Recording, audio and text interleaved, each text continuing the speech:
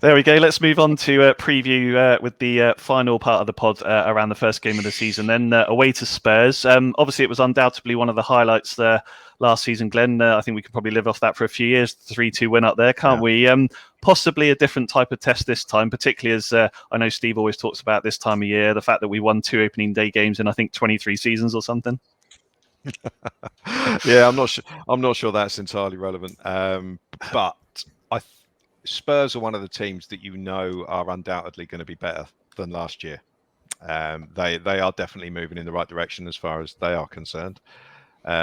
So I think it's probably good to play them first up, and hopefully they won't have everything sort of like established and in how they're going to play and what players they're going to play and all that stuff.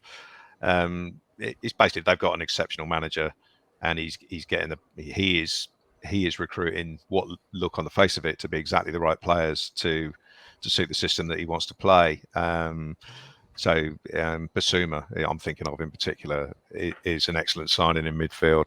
You do wonder what that means for Mr. Højbjerg. Massive upgrade on him. Yeah, it is. So, I mean, Basuma's a very good player.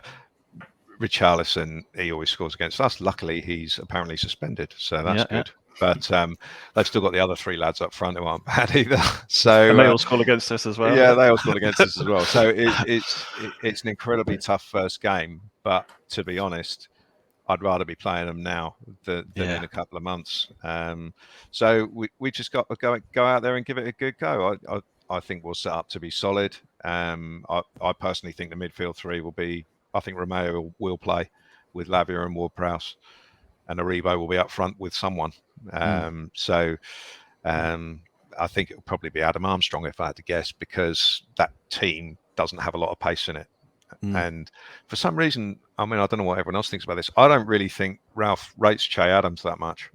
I've thought that since we played Leicester in the FA Cup semi-final, where he got left out for that, which was obviously our most important game that season, and he played Nathan Redmond up front instead, and it just seemed bizarre at the time. And Adams seems to get judged more harshly for me than some of the other players. So I don't think Che Adams will start.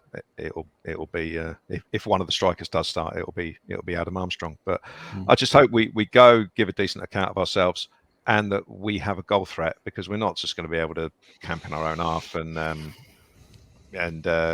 see the game out and nick a point. That's incredibly unlikely we'll be able to do that.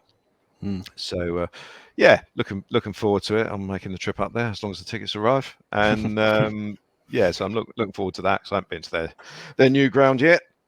But not expecting the result won't get in the way of a decent day out. Yeah, that's good. And Alfie, Glen and Steve sort of made a good point there, or Glen did, sorry, that maybe getting one of the big boys away from home and getting that out of the system early doors, when maybe you can catch them cold, some new players trying to gel. I know they lost their last game of the preseason against Roma and things like that. So yes, they got some really, really good players, but I'm clutching at straws a little bit, Alfie, so hopefully you can help. Yeah, I mean, I wouldn't say that I'm confident of a positive result, but I'm excited for the game. But I don't. It's a tough game for anybody. Spurs are going to be quality this season. Antonio Conte is one of the best managers in the world, in my opinion. So there's going to be no shame if they turn up there and they lose again on the opening day. Glenn said that it doesn't matter, but I think Spurs have won 4 or 5 of their last opening day matches. It'll be a good day out, and hopefully it'll be a good match. And like Glenn says, if they don't sit behind the ball for 90 minutes, it'll be good fun. But I won't be disappointed if they don't get a result. Jacob, how much confidence do you think Ralph and the team can take from that game, earlier in the year? Obviously, it was I think all of us after that game was thinking, this is a team that's finally arrived and they can go on a run to the end of the season and challenge the top 8. Obviously, that didn't happen, but, they've got that sort of winning mentality from that ground just a few months ago. I think that experience should help them, but also the other game as well, the reverse fixture, because if I remember, before Salisu got sent off, they played a back 3 and they went 1-0 up. It looked really quite effective as well. Jan Valery came in and I thought he had one of his better games as well. So perhaps now we're deviating away from that back 3, or going towards it, sorry. That could be used as a template, that from last season, that 1-1 draw at St Mary's. So I think both those games should stand Ralph and the team in good stead, because they're both against Antonio Conte, and they worked, for the large parts, really, and it looked like they were a goal threat as well. So, I think it's huge confidence, and there's nothing to fear. Like Alfie touched on there, it's the first game of the season. you're not expected to get anything. I just like to see a little bit more goal threat, like you say, and also hopefully a few more encouraging signs about that back three as well. Yeah. And Steve, I know you're a man that's very much always up on his Premier League rules. Obviously, it's the first game where Saints and Ralph will be able to use 5 subs, of course, as part of the new regulation this season, something that he was in favour of. So how do you think that's going to go? I mean, I don't know. I don't understand for the life of me why any manager of a club not in the top 6 would be in favour of this rule. It's insane that we voted in favour of it, and it's insane that enough of the other smaller clubs voted in favour of it, because the only people it helps is the bigger clubs who can now stockpile massive squads and know that even if things aren't going quite to plan, they can bring up to 5 alternative £50 million players off their bench to make sure that no surprises happen. So yeah, it's a wholly negative thing for the league. It's a wholly negative thing for clubs of our size. I mean, Ralph may have some reason that he's not kind of furnished us with as to why he thinks it'll be good for us. I mean, I'm yet to hear it. You can get Nathan Redmond and Theo Walcott on the pitch. Great. I mean, the only benefit to it, where they've now decided that the bench will be 9 players, that gives us more options, because it means you don't have to basically choose your most versatile players for the bench. That's one vague positive for every level. But I don't see the benefit to it.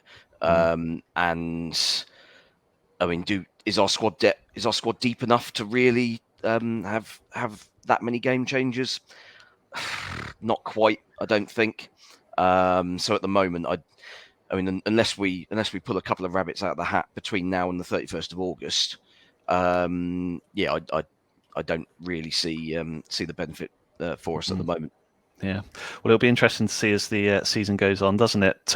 Okay, as many of our regular listeners will know, before each game we always get the panel to predict the match score. There are points awarded for correct results and even more points for correct scores. Alex, our producer, thankfully looks after all of that, so I don't need to worry about it these days. But from memory, I think Dan won last year. Obviously, he's gone now, so it's all to play for. I know Glen's always well up for this. So what we're going to do in terms of our sort of initial game is we'll get our guests to go first, obviously Alfie and Jacob. So in alphabetical order, Alfie, that means you. So kicking off your debut pod, Spurs versus Saints, what score are you going to go for, Alfie? I feel bad because I am very much looking forward to the game, and I think it'll be good fun, but I'm going to say 1-0 Spurs. 1-0 Spurs, all right. Jacob, what about you? I did say 1-1, but I'm thinking about it with my actual head. I'm going to go 2-0 Spurs. Yeah, revert to type. That's good. That's what I've gone for as well, actually. So. Sudden slap in the face of realism. Exactly. Yeah, I was thinking 2-0 Spurs, so perfect. All right. Glenn, what about you? Okay, I'm going to take a different approach. I'm not going to... So if you ask me last, I'm not going to pick the same result anyone else was going to pick. So I was going to go 1-0 Spurs. What did Jacob say? 2-1. 2-0. 2-0. I'll go 2-1 Spurs. 2-1 Spurs, all right. Senkid Tully 1 has gone 5-0 Spurs. So I'm not sure if that's a Spurs fan that's watching us or very pessimistic. I think that's the same person that didn't think we were going to get 40 points. So it's going to be a long season for Sengun Tully 1. But there we go. Steve, to cap it, what are you reckoning? Yeah, I think the defence just isn't quite up to stopping Kane and Son at the moment. Even when our defence was good, we struggled to deal with them. So probably not going to be a happy start. 3-1. 3-1. I've made Harry Kane my fantasy captain. So yeah, it'll be interesting to see how it goes and what happens and how close or not those predictions are. Obviously, we'll find out next weekend.